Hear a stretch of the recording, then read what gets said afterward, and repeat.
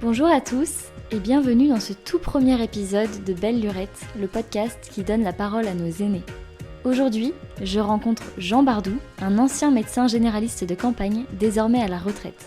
Âgé de bientôt 68 ans, il a exercé son métier à Livry-sur-Chanjon, en Ille-et-Vilaine, pendant plus de 38 ans. 38 ans d'une médecine humaniste, au plus proche des habitants de son village. Pour la petite anecdote, Dr Bardou m'a suivi de ma naissance jusqu'à mes 18 ans, lorsque j'ai dû quitter le foyer familial pour poursuivre mes études supérieures.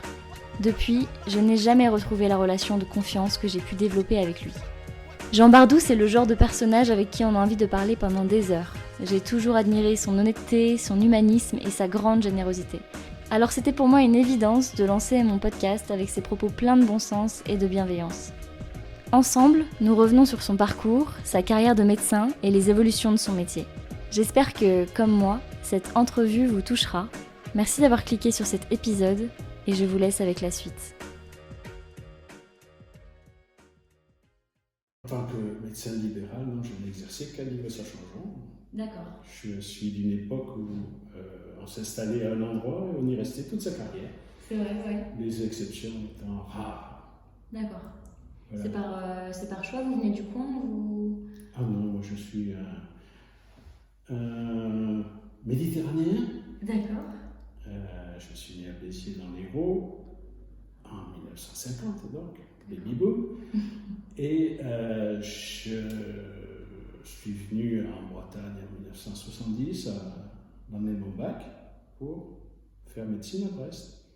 D'accord. Et je suis resté en Bretagne et je suis devenu breton d'adoption. De cœur, ouais. Et de cœur. Très bien. Est-ce que la médecine vous a toujours attiré? Est-ce que c'était une vocation pour vous? Comment ça s'est fait ce choix de carrière? Je suis médecin par hasard. D'accord.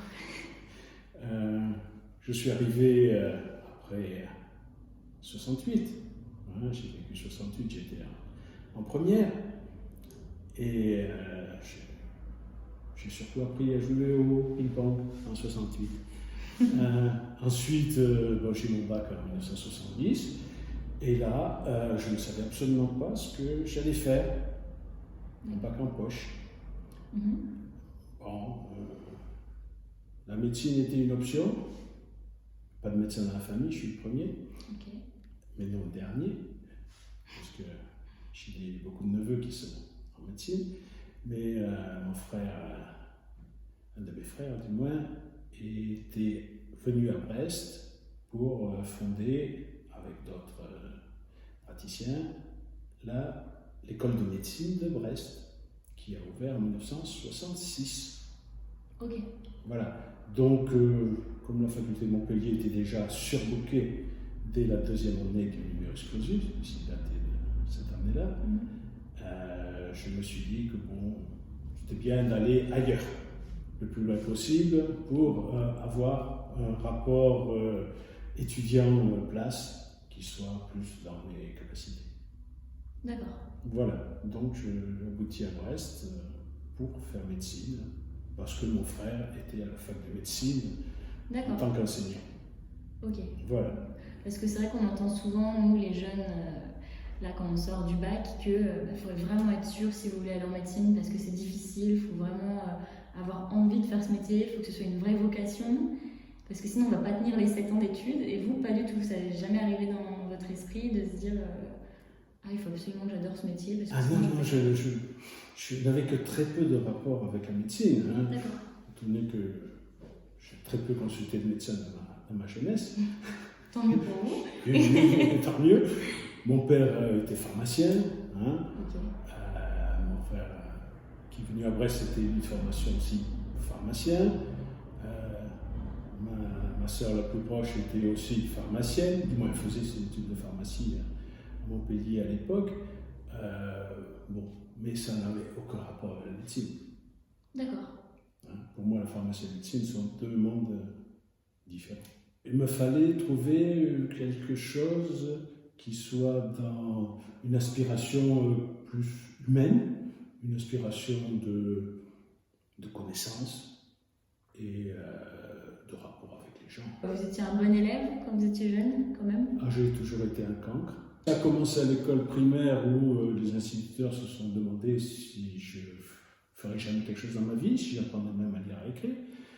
Ah ouais. Jusqu'à ce que je tombe sur une institutrice qui a compris le fonctionnement de Jean Bardou et qui a réussi en un semestre à me faire devenir un élève normal, standard. Hein. Ouais. J'ai jamais brillé, j'ai redoublé ma 6e, j'ai redoublé ma 3e. J'ai eu le bac avec sans mention. À l'époque, la mention n'était pas utile pour aller en fac. Hein. Ouais. Et donc, j'étais un élève moyen. Hein. Je n'ai jamais été scolaire. Très bien. Et ça s'est reflété dans tout mon cursus médical. Oui. Pour moi, la médecine est un apprentissage.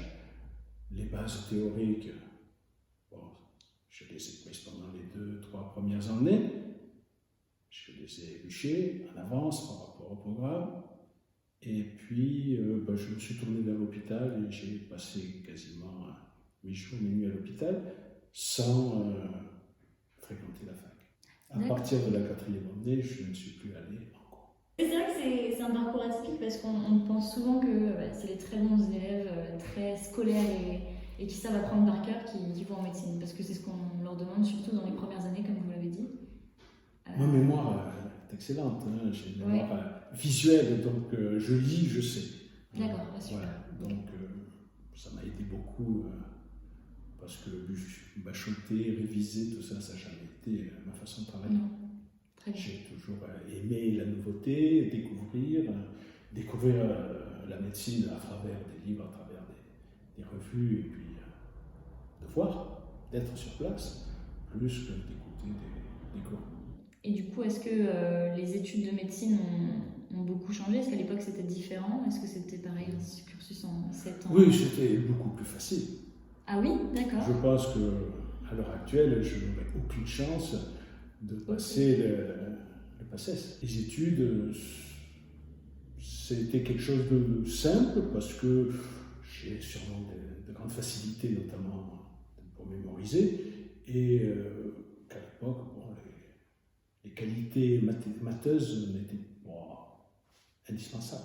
Il y avait un tas de mes collègues qui sortaient de filière A à l'époque, c'est-à-dire littéraire. Ah ouais, d'accord. Oui, bien sûr. Ce serait impensable maintenant. Oui, impensable. Actuel, je pense très très compliqué. À l'époque, on était à 5, disons, sur 5 étudiants, 1 était pris, c'est-à-dire 25%.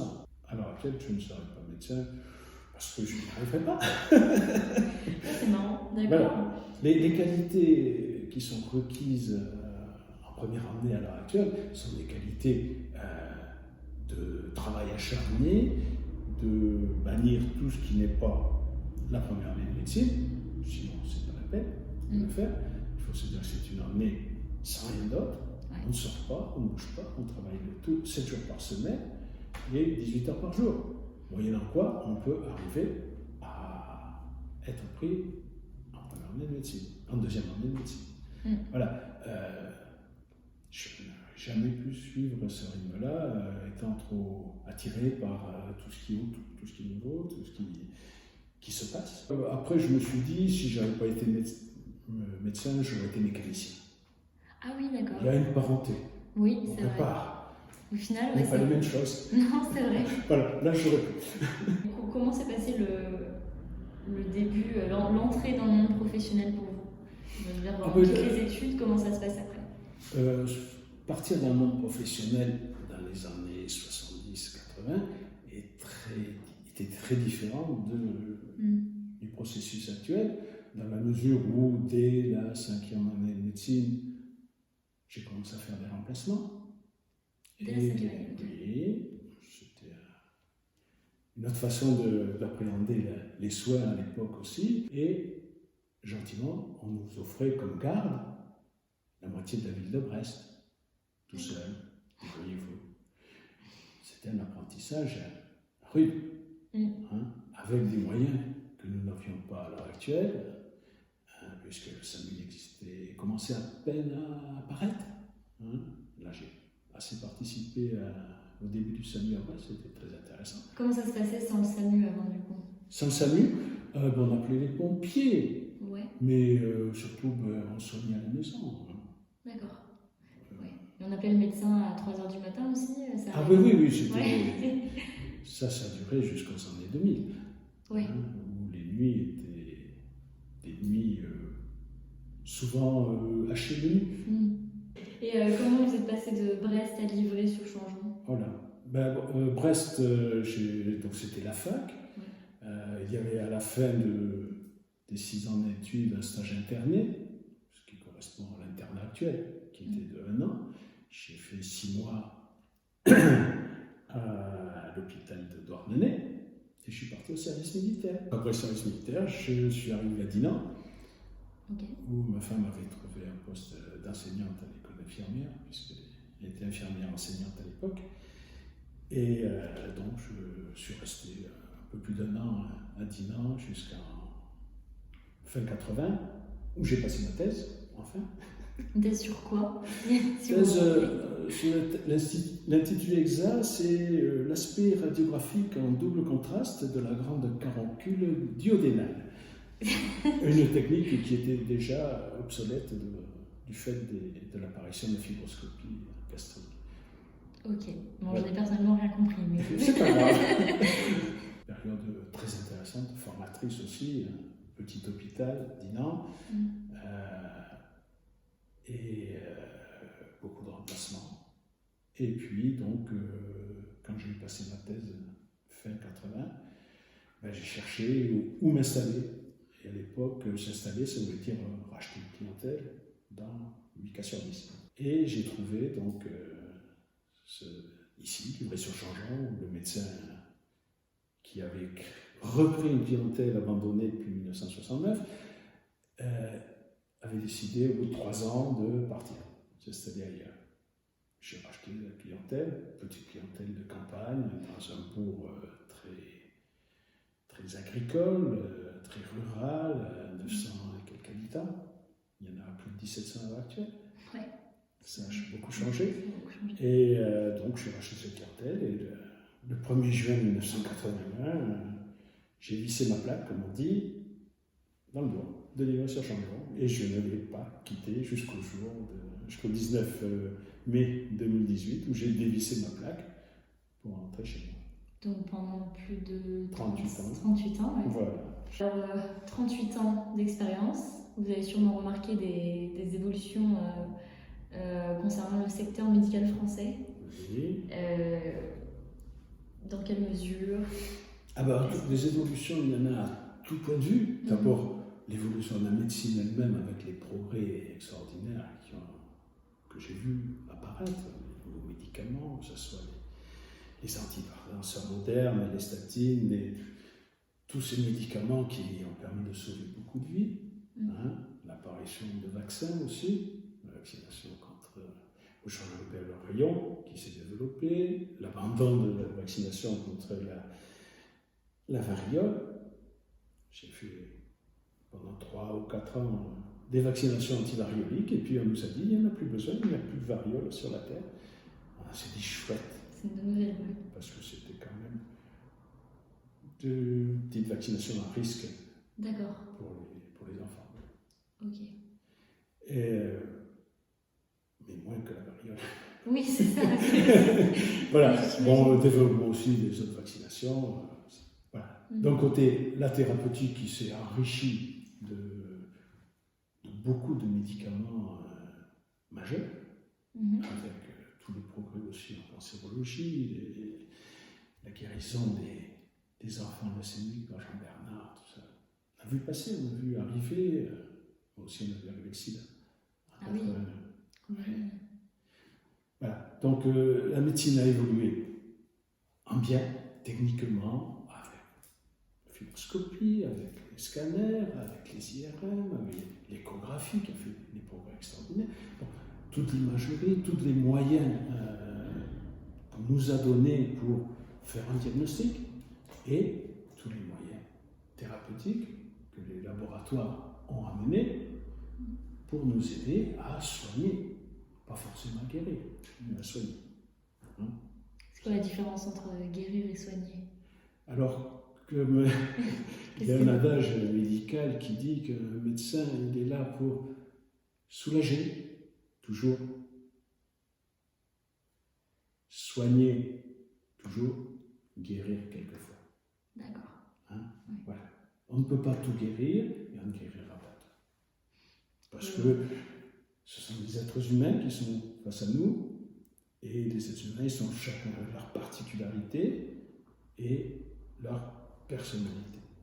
On ne peut pas guérir quelqu'un quant à sa volonté. C'est vrai. Ni même le soigner, souvent.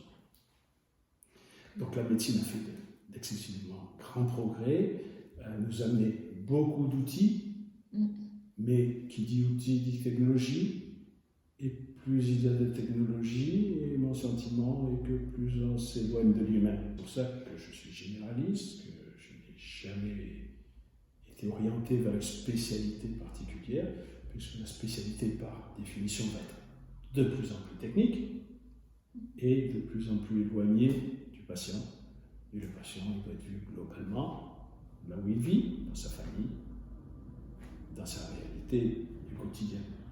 C'est pour ça que la médecine générale, je pense, c'est quelque chose d'indispensable à l'heure actuelle, même si l'évolution de la société fait que les médecins généralistes ont de plus en plus tendance à s'éloigner de leur lieu de travail, vivre à Rennes, exercer à Livray par exemple, on participe moins, on est moins 24 heures sur 24 disponible, puisque ça a été pendant, comme je disais tout à l'heure, jusqu'aux années 2000, au moment où les systèmes de garde ont changé, les maisons médicales sont apparues. Et pour nous ici, la maison médicale de Vitré qu'on a fondée en 2003 a été une révolution, puisque au lieu d'être de garde 5 nuits par semaine, et un week-end sur 3, ou sur 4 à la fin, on est maintenant, ils sont maintenant, en gros, une nuit jusqu'à minuit, pas après, de semaine par mois, pardon, et une garde de week-end par trimestre. C'est le régime, en gros, à la maison de garde de Vitré. Bien sûr que j'ai apprécié énormément de faire des nuits sans réveil, sans avoir le téléphone qui sonne. Hein? Mais c'était aussi une médecine très humaine, d'être chez quelqu'un à 3h du matin, pour une raison quelconque, qui peut être aussi bien hyper bénigne que catastrophique, de pouvoir être chez ces gens et de participer à leur vie. C'est aussi l'abandon de la visite. À l'heure actuelle, c'est très compliqué pour les patients d'avoir une visite de médecin à domicile. Quand je me suis installé, le ratio c'était 50-50, une consultation, une visite. À l'époque, on était appelé à 3h du matin pour un gamin qui avait de la fièvre. Et on y allait. À l'heure actuelle, le ratio n'est plus une visite pour une consultation, mais 10 consultations pour une visite, ou même moins. Ouais. Moi, dernières années, il m'arrivait de faire 3 visites dans la semaine. En dehors des EHPAD et des maisons de retraite. Mais à domicile, non, la médecine a changé, et la société a changé, les déplacements sont plus faciles. D'accord. Donc les relations entre médecins et patients sont maintenant très différentes. Tout à fait différentes à l'heure actuelle. Ils les connaissent aussi, ils connaissent leurs patients, mais ils ne connaissent pas leur maison, ils ne connaissent pas leur ferme ici, ils n'ont pas été en contact avec toute une famille en situation de crise à 2h du matin. Ouais, c'est sûr. C'est quelque chose qui n'existe plus. À l'heure actuelle, les patients, les gens appellent le SAMU. Ils font le 15. Et la réponse du 15, c'est ils envoient ou une ambulance pour les rapatrier à l'hôpital, soit ils envoient le SAMU. Mais le SAMU, c'est de la technique qui arrive, c'est du matériel. Elles sont bien, elles sont mal, je ne sais. Mais le bien, il est dans l'apport de sécurité, l'apport de connaissances et l'apport de technicité pour les patients, c'est certain, mais au détriment sûrement des relations humaines. La médecine ne soigne pas des mécaniques, on soigne des personnes. Et la personne doit être soignée comme elle souhaite être soignée aussi. Peut-être pour ça qu'il y a aussi un tas de médecines, des fois, un petit peu parallèles, comme on dit, qui se sont développées énormément. Même si je n'ai jamais adhéré à ça, je n'ai jamais reproché à un patient de le faire. C'est son choix. Chaque patient a le droit d'être soigné comme il le souhaite. Le tout, c'est d'être informé, et on est là pour informer. Voilà. On remarque avec les nouvelles générations qu'il y a beaucoup de colère, voire de défiance envers la médecine traditionnelle, les laboratoires pharmaceutiques, etc. Il y a eu beaucoup de scandales avec le Mediator ou les clivages sur la vaccination, on entend plein de choses là-dessus. Beaucoup de gens essayent de s'éduquer par eux-mêmes et ça fait qu'ils se montent le bourrichon, si on peut dire, tout seul. Et je voulais votre avis un peu là-dessus. Qu'est-ce que vous en pensez? Est-ce que c'est de la faute des médecins? Est-ce que c'est de la faute de notre société actuelle, ce genre de phénomène? Qu'est-ce que ça vous inspire? Je pense qu'il y a plusieurs responsables, entre guillemets. Il y a déjà l'Internet, okay, et les réseaux sociaux et les facilités de trouver de l'information.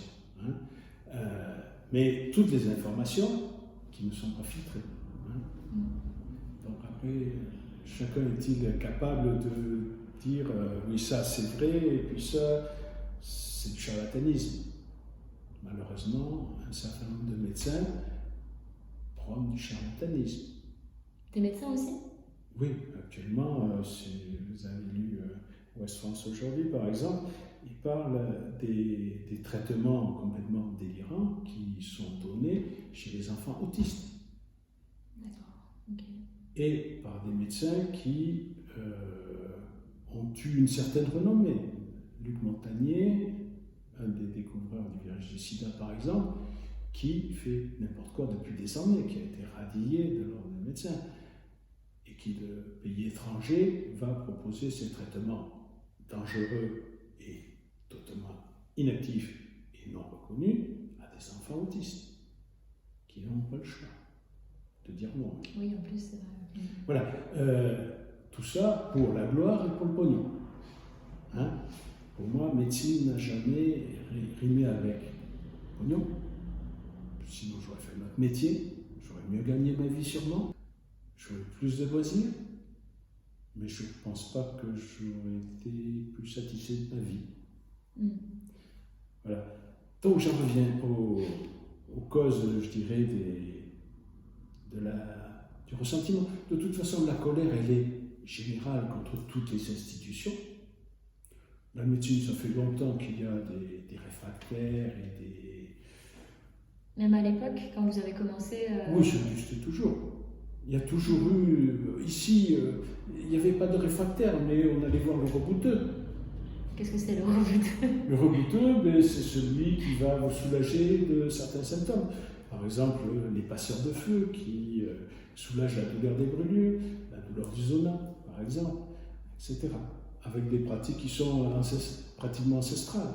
Mais vous aviez aussi parallèlement des quarts entiers qui quittaient le secteur de Rennes et qui allaient à Angers pour, soi-disant, traiter l'artérite inférieure, c'est-à-dire les artères qui se bouchent.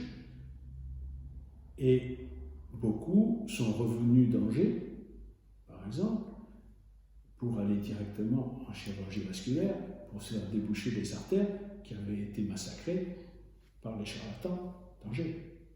C'était des pratiques qui étaient non médicales, je dirais, mais faites par des médecins, comme ceux qui allaient soigner les rhumatismes en Allemagne. Il y avait des quarts entiers qui partaient de France pour aller en Allemagne, dans une ville dont je vais oublier le nom, où dès que les patients arrivaient, ils avaient droit à une injection dans une fesse de 2 ampoules de corticoïdes de retard. Bien sûr, quand ils repartaient de là-bas, ils gambadaient. Ça durait 3 semaines, s'ils n'avaient pas de complications du traitement, et puis ça passait. Et puis ils retournaient l'année suivante. Bon. il y a le charlatanisme, ça a toujours existé, et ça fait des décennies. Et puis il y a tout ce qui existe. Dire que toutes les médecines parallèles sont aberrantes, fausses, non.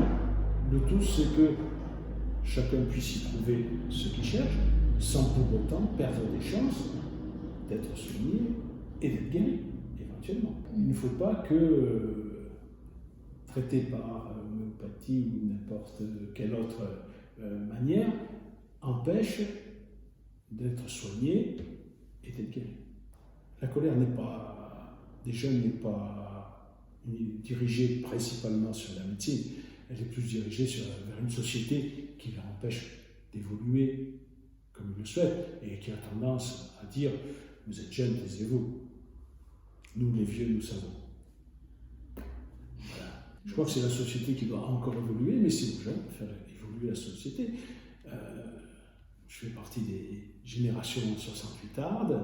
Je ne pense pas avoir changé grand-chose dans la société personnellement, mais j'ai suivi un mouvement et j'ai vu une évolution énorme de la société à l'époque.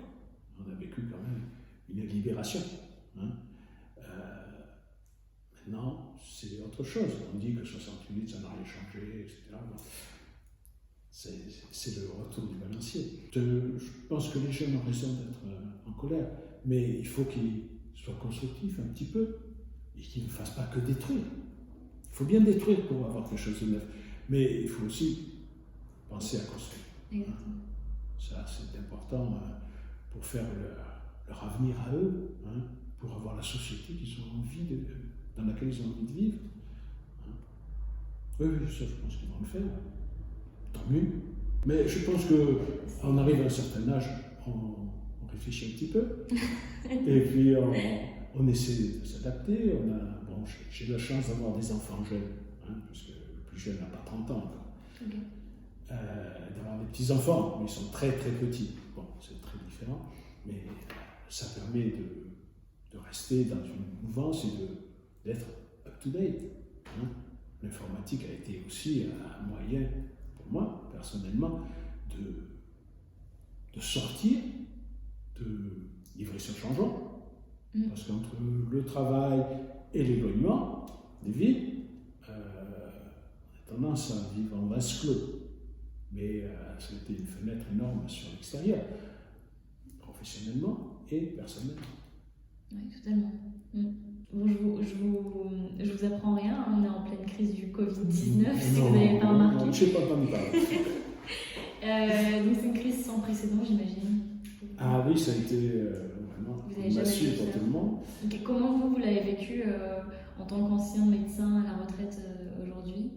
Quel est votre regard? Dans un premier abord, je me suis dit, bon, tu vas pouvoir faire quelque chose de ta retraite. Mais plusieurs facteurs ont joué pour que je ne fasse rien, en fin de compte. Okay. C'est-à-dire mon âge, puisque je suis devenu tout de suite quelqu'un de vulnérable. Donc un certain nombre de confrères qui étaient dans mes âges s'en sont très très mal sortis, certains ils sont restés. Ah mince. Oui, et puis troisièmement, nous sommes en Bretagne et il n'y a jamais eu de besoins vitaux de médecins de mon style, de mon gabarit, pour aider. Il n'y en a pas eu besoin.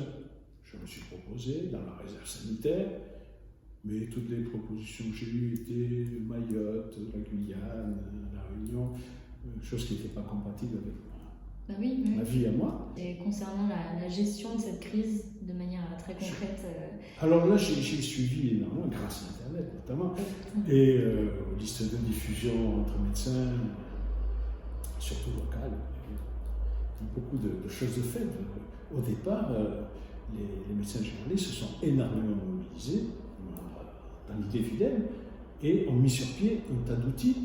Par exemple, comme outils, des cabinets réservés à la prise en charge des malades du Covid, de la Covid. La Covid, c'est vrai. Et des structures qui se sont équipées pour, d'une part, s'occuper des malades de la Covid et laisser les cabinets libres pour soigner tout le reste de la population. La prise en charge en France a été, je pense comme dans à peu près tous les pays, succession de découvertes.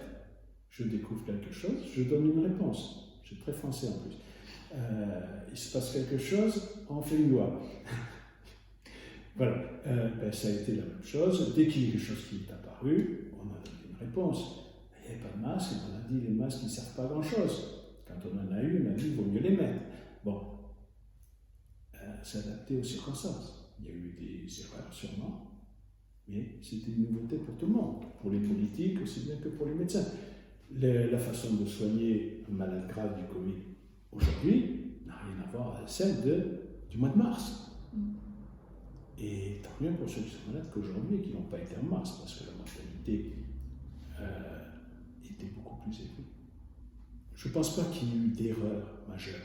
Au début, ça a été un consensus, tout le monde a dit on va se battre ensemble. Et puis la politique a repris le dessus gentiment et c'est parti un petit peu dans tous les sens, à critiquer tout le monde. Ouais. Voilà, c'est la faute à tout le monde, mais surtout à ceux qui sont aux affaires au moment donné. Bon, je pense qu'on ne s'est pas trop mal débrouillé. La France a payé un lourd tribut. Nous avons quand même une population assez âgée.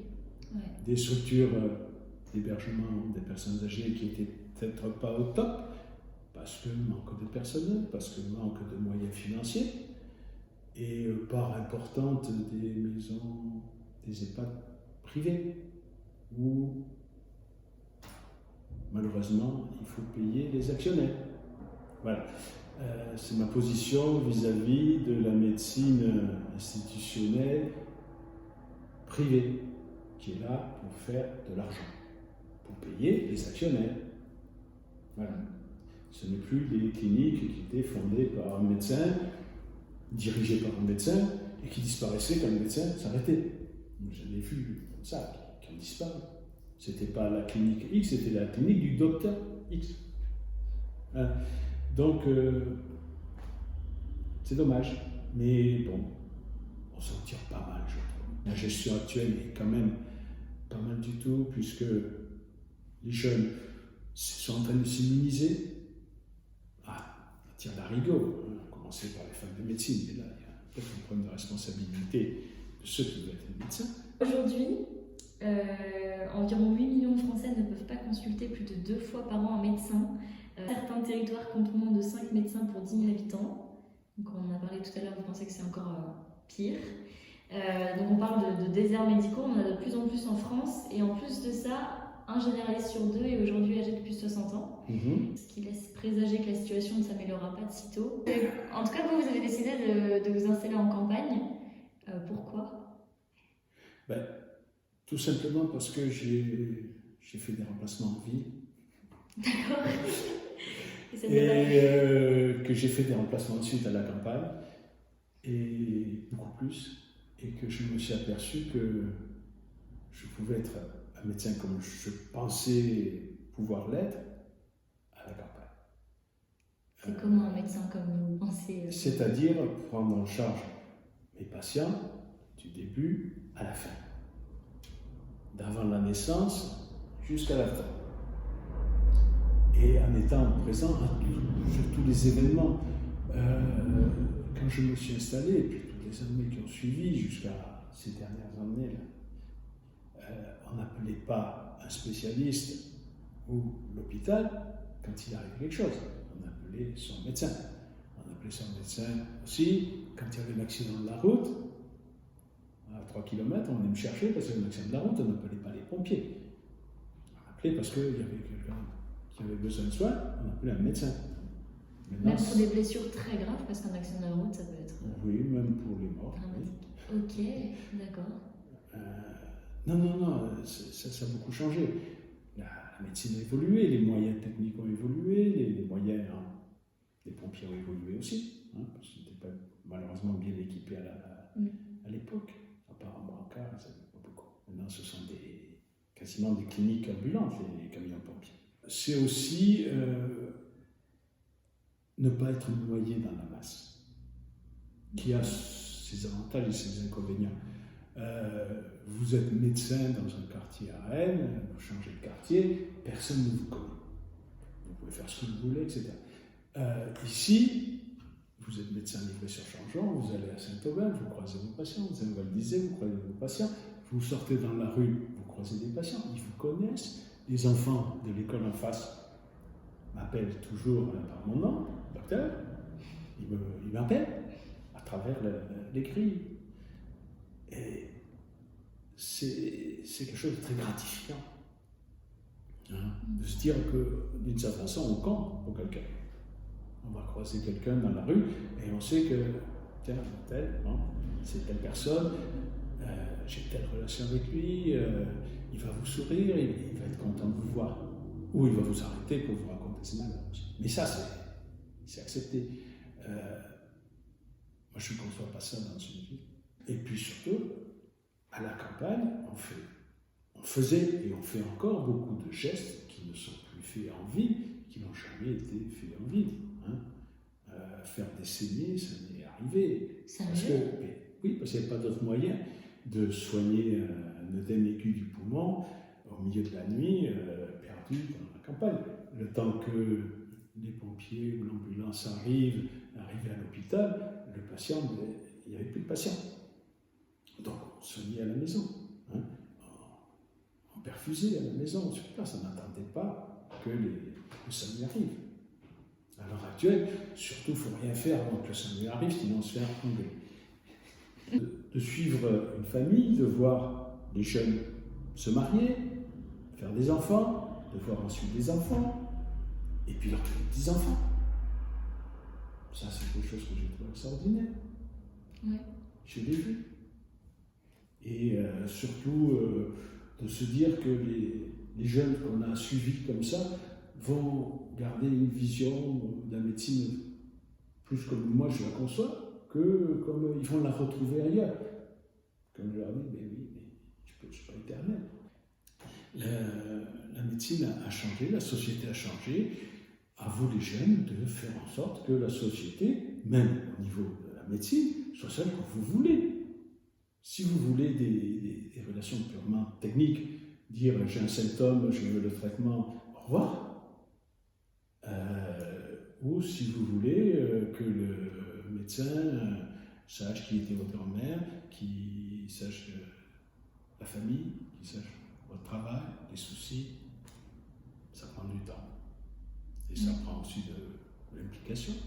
C'est ma vision, moi. Hein. Je suis, comme j'ai souvent dit, et tu l'as peut-être déjà entendu, que je suis un dinosaure dans la profession. Mais si, même parmi les médecins de mon âge, hein, il y en avait de plus en plus qui devenaient des médecins. Ah non, je ne vais pas accepter des patients supplémentaires, j'en ai trop.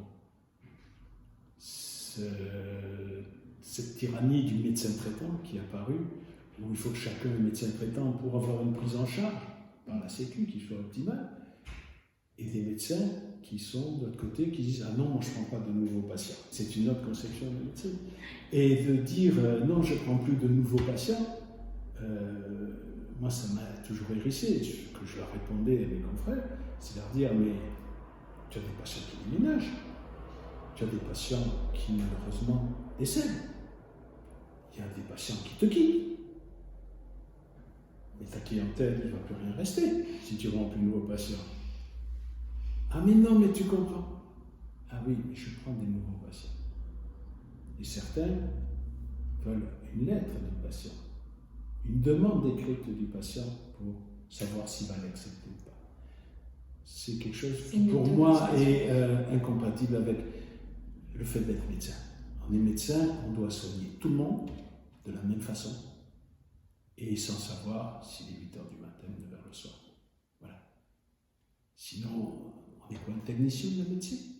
Alors, si j'avais quelque chose à dire, c'est à quelqu'un qui veut faire de la médecine, qui veut être médecin, dire c'est occupe-toi du patient, mais ne t'occupe pas de la médecine. Tu fais les choses pour le patient. Voilà. Si on ne soigne pas, si on n'est pas soignant, on va être technicien, on va traiter des dossiers, on va faire de la télémédecine, on Moi, je ne peux pas concevoir de faire de la médecine sans avoir un contact visuel, direct, et de toucher le patient. Je m'occupe de son corps, je soigne son corps, son esprit, et son corps. Donc, on a besoin de toucher le patient. On ne peut pas passer par l'intermédiaire d'une caméra et d'un écran. Pareil, tu parlais tout à l'heure des laboratoires pharmaceutiques. Laboratoires pharmaceutiques, aussi à l'heure actuelle, n'ont qu'une seule chose en tête, ce sont les dividendes à verser aux actionnaires. C'est pour ça qu'il y a eu tous les grands scandales, parce qu'il y en a eu, ils sont contaminés. Le premier, pas le premier, mais un des premiers. Et les derniers en date.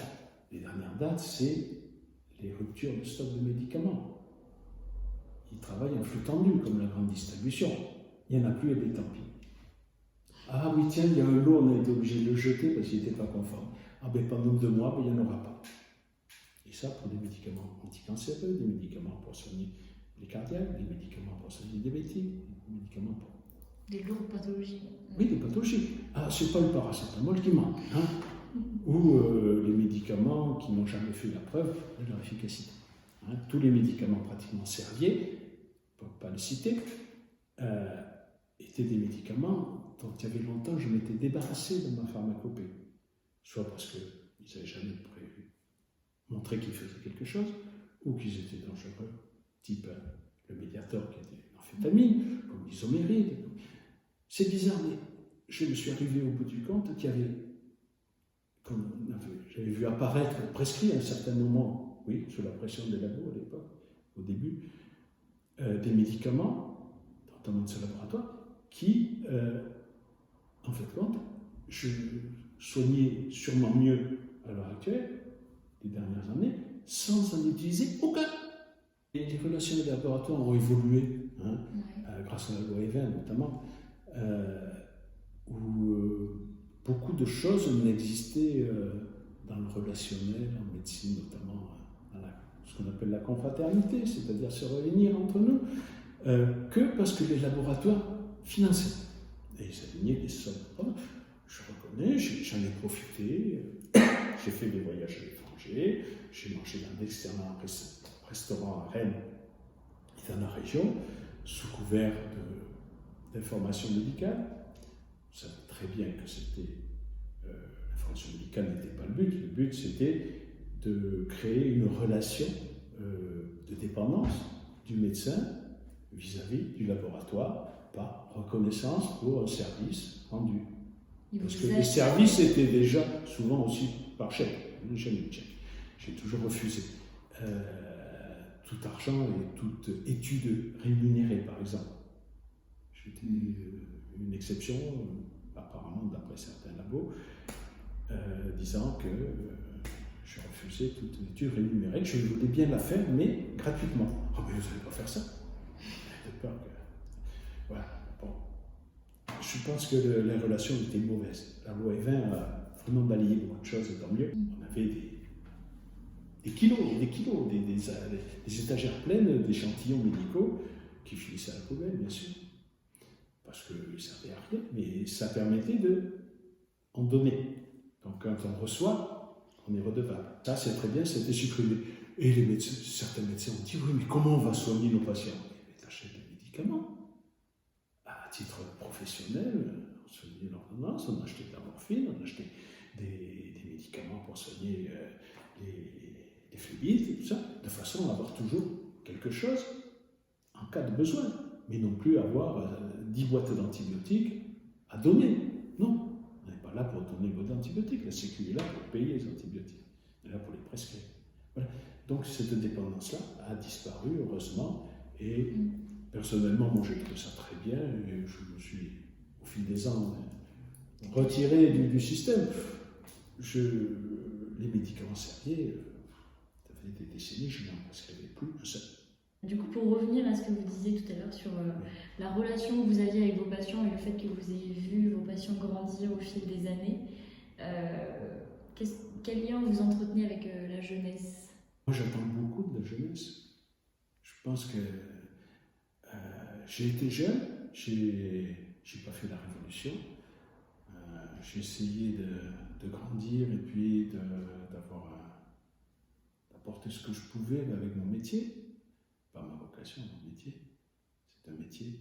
Ils sont là pour nous faire avancer et puis qui transmettent eux ce que nous, on leur a apporté.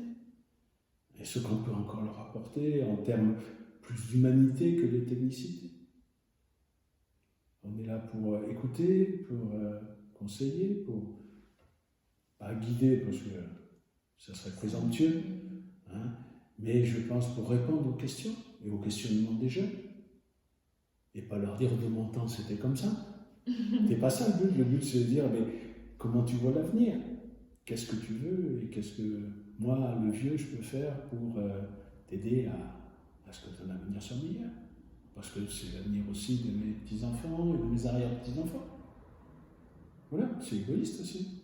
Je veux que mes enfants et mes petits-enfants aient une vie la plus belle possible, la plus heureuse possible. Les autres, S'en fiche un peu, quoi. on est obligé d'être un peu égoïste. Mais si eux ont une meilleure vie, tout le monde aura aussi une meilleure vie. Mais la société est vraiment tellement inégalitaire et tellement dure avec ceux qui n'ont rien. Et quel message vous souhaiteriez faire passer aux jeunes qui nous regardent peut-être aujourd'hui? Ben de ne pas hésiter à se rebeller, de ne pas hésiter à taper du pied, mais surtout il faut éviter, c'est la violence. La violence n'a jamais amené quelque chose de bon, n'a jamais fait avancer tellement la société. Les guerres ont fait bouger la technologie, pas les sociétés. Hein? Je pense que non, la violence, c'est pas quelque chose d'admissible. On peut avoir des idées opposées, des idées contraires, on peut vouloir affirmer son idée, mais il faut le faire avec des mots, avec des phrases, avec des actes. Dire qu'on est contre la pauvreté, mais il faut peut-être laisser ça faire avec le courage. Je pense qu'un être humain se définit aussi par ses actes, pas uniquement par des convictions qui ne lui appartiennent pas forcément. Je crois qu'il faut que vous ayez le courage de vous remettre en question et de dire nous voulons. Maintenant, c'est dur, parce qu'il y aura de la résistance. Et vous, si vous avez la possibilité de remonter dans le temps et de recroiser le jeune Jean, qu'est-ce que vous me diriez aujourd'hui? Et si je me trouvais devant un miroir et que je me dise voilà, c'est ta vie devant toi, qu'est-ce que tu vas en faire? Ben, je ne sais pas ce que je trouverais à lui dire, si ce n'est essayer de mieux faire, essayer d'être plus humain, essayer d'écouter plus, d'avoir plus d'empathie, d'avoir plus de sincérité dans ce que tu dis, dans ce que tu fais. Est-ce que vous trouvez que vous en avez manqué alors, après tout ce que Mais vous non, avez je pense dit? que j'aurais pu faire mieux. Il y a un tas de... Comme tout être humain, on arrive à un moment où on se dit là j'ai raté, là j'ai pas fait ce qu'il fallait, là j'ai pas dit ce qu'il fallait, je sais pas. Il y a un tas de choses comme ça qui te reviennent au fil du temps et tu te dis mais non, si j'ai pas été bon là, il faut essayer d'être meilleur. De reprendre tout en étant encore plus. Voilà, ça c'est ce que je me dirais. Fais mieux, tu peux. Et ouais. Eh ben, merci beaucoup. Avec plaisir. Ça m'a fait beaucoup de bien de parler.